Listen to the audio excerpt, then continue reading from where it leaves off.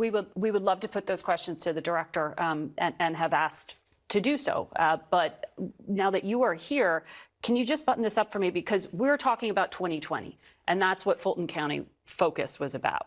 But you also said you think in 2026 there's an effort to interfere. What evidence do you have of that? This was what I'm seeing from the president's own comments about nationalizing elections and putting Republicans in charge, counter to the Constitution.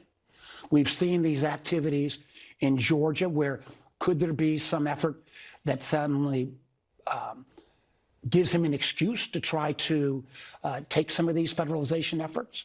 We've seen ICE.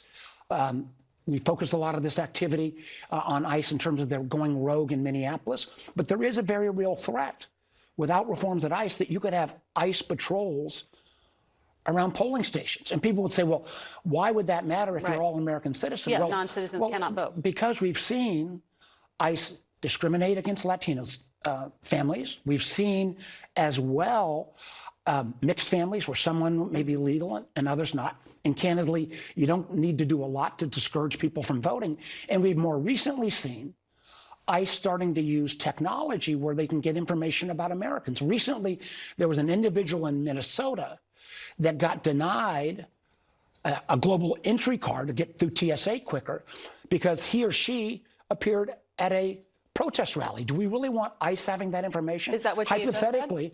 That was what happened in Minnesota. Hypothetically, if ICE is getting information and you've got an unpaid parking ticket, would you go vote if you've got an unpaid parking ticket thinking that an ICE patrol might be at a polling station? This is uncharted territory, and yet you've got the president's own words in many ways raising concerns because he says, well, gosh, we Republicans ought to take over elections in 15 states. We're going to talk about